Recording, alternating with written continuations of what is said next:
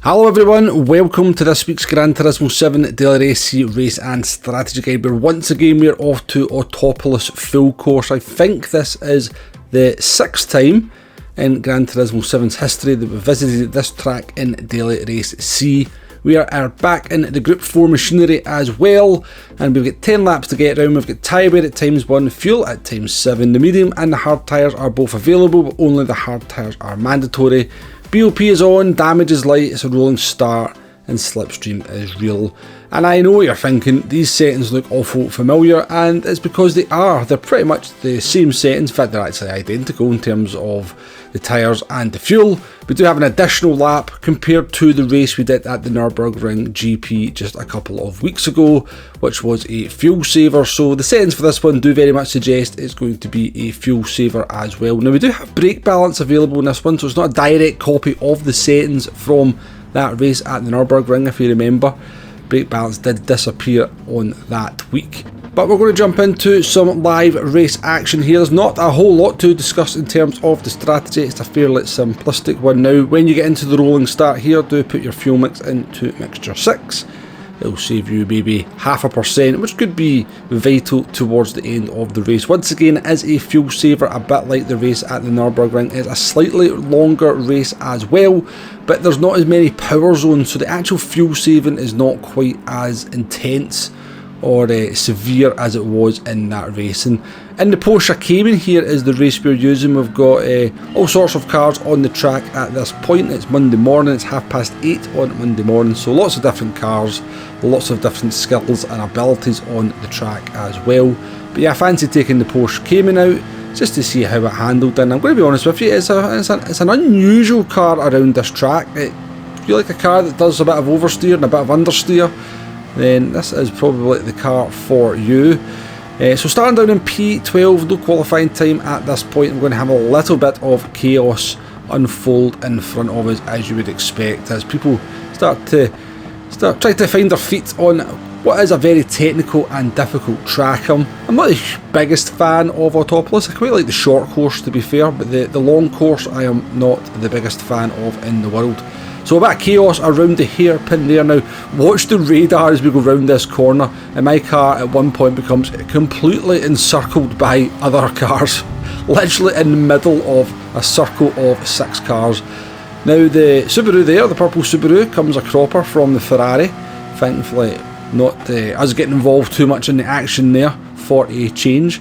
Not like Deep Forest when we were streaming this week, where we seemed to be involved in all sorts of nasty stuff when it came to certain corners of that track. Axel Rose here, or Alex Rose even, has picked up a 5-second penalty in the Ferrari, deemed guilty of spinning the Subaru out there. I need to look at the replay, to be honest with you, to really see what went down, because as you can see there was lots of cars all over the place, all sorts of chaos was ongoing, but we've managed to come out of all of that in P8 with a little bit of clear track, which is going to just allow us to do the fuel saving that's required and hopefully move forward. So jumping forward here to lap 2, and we're going to get overtaken by a yellow Mercedes going down into the hairpin. Now it was pretty obvious at this point, or certainly from around the bit when we get clear of the traffic, that this Mercedes was on medium tyres. Now the difference between the medium tyres and the hard tyres here is pretty substantial. It's a very twisty track, so obviously the softer compound has more kind of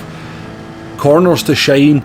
Now we did fight this one down into this corner. It's not really recommended we understeered though, as we broke a little bit too late, and the Mercedes on the medium tyres goes up the inside. So we're doing a no stopper here. We're on the hard tyres. Only the hard tyres are mandatory, and it is going to be a no stop strategy, but we will get an opportunity in this race just to see exactly why it's going to be a no stop strategy, and it's not quite as clear cut a no stop strategy as was the race at the Nürburgring when we look at the strategy options later on. So P9 now, after getting overtaken by the SLS, we're putting pressure on this Subaru Impreza here, Subaru Impreza WRX. It's going to be a good car around here. It's pretty good on the fuel. We've got another car on medium tyres behind us. It's pretty obvious when you've got a car on medium tyres around you. The grip they carry through the corners is so much more than you have on the hard tyres. I reckon the medium tyres are about 1.5 to 1.7 seconds a lap quicker than the hard tyres around this course.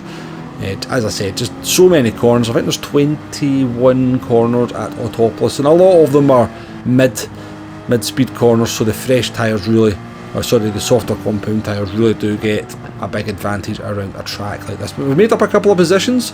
The Subaru went off the track at one of the corners, and then as we came round the next corner we found a Ferrari spinning in the middle of the road, and that's going to put us up into P7.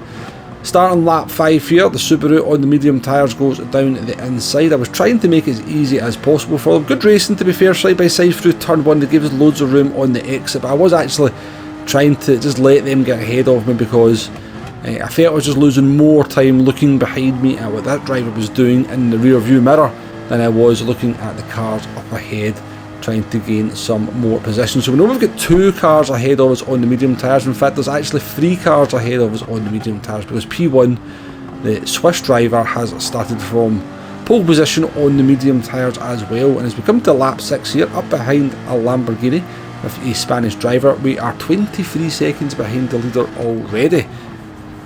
Now we're going to take a look at the leader when he makes that pit stop, and it'll give us an idea of what the pit loss is going to be. Now the leader is, I believe, in an SLS, and they are not saving any fuel whatsoever. So when they make a pit stop, they're going to have to take some fuel on as well. We know that can add significantly to the length of your pit stop. Even just a couple of percent triggers an animation. It usually costs you at the very least 2 seconds, and then it's usually around about a second per every 7% to 10% of fuel you take on top of that. So if you need to take 20% fuel on, the 2-second animation, you're looking at an additional 4 seconds on a pit stop on top of just changing the tyres. Overtaking the Lamborghini into the hairpin there to move up into P7. Yellow flags are out here, and we find the McLaren has spun somehow. Not entirely sure what happened there at all. We'll need to again look at the replay just to see what happened.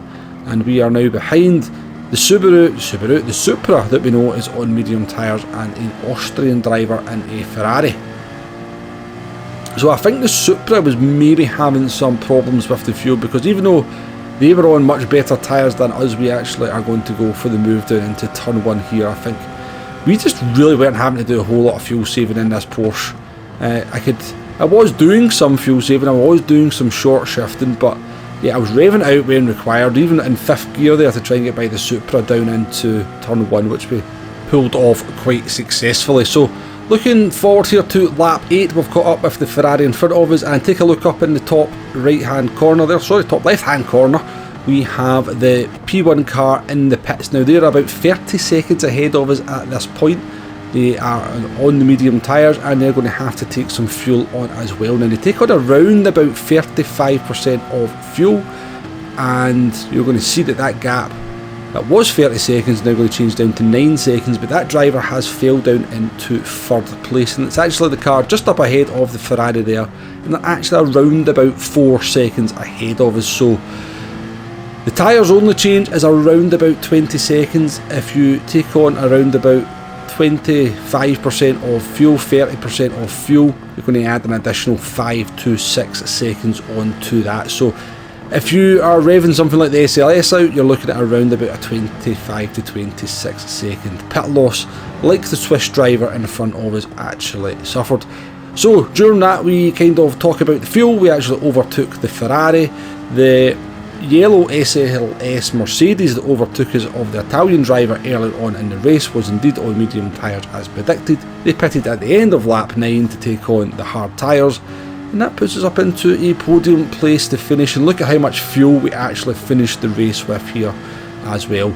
6% fuel. We actually went for a full banzai lap on the last lap to try and get into the 54s, which we did, and we bring the Cayman home in 3rd place. Race length well over 19 minutes, so that's very nice indeed. But that's pretty much it for this one. It was pretty obvious from the settings earlier on in the week that this one was going to be a Group 4 fuel saving race. The only thing that could possibly have saved it to make it a little bit more interesting was to maybe have had some dynamic weather, but that wasn't the case.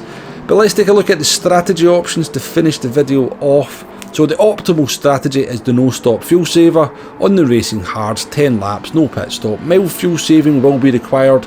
Short shift to have the most success when saving that fuel. But if you are using an automatic, then work out a sequence of fuel saving using the maps. I would imagine, you know, using like just fuel map 2 in the middle sector or fuel map 3 in the middle sector for a few laps would probably be sufficient to then just save the fuel, and using mixture 1 on the straights when you need the maximum power to defend from other cars. Your other option is to do a one stop, doing 9 laps on the mediums, 1 lap on the racing hards. Do the fuel saving as well, so you don't have to take any fuel on at the pit stop.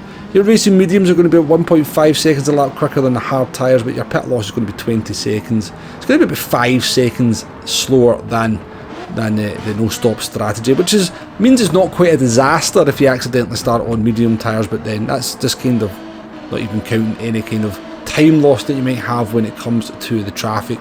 And your third option is just the same as the second option, only taking the fuel on, but for me all that will do is just make your finishing time a further 5 seconds slower, so you'll be 10 seconds off the pace of the far superior no stop strategy, and that's hoping that you don't have any problems with traffic on top of that. But that's pretty much it for this one. Not the most exciting race in the world. We will live stream it at least a couple of times. Do join me for them if you can. We'll make the most of it as we always try to do. But thank you very much for watching, and I'll catch you on the next one. Goodbye now.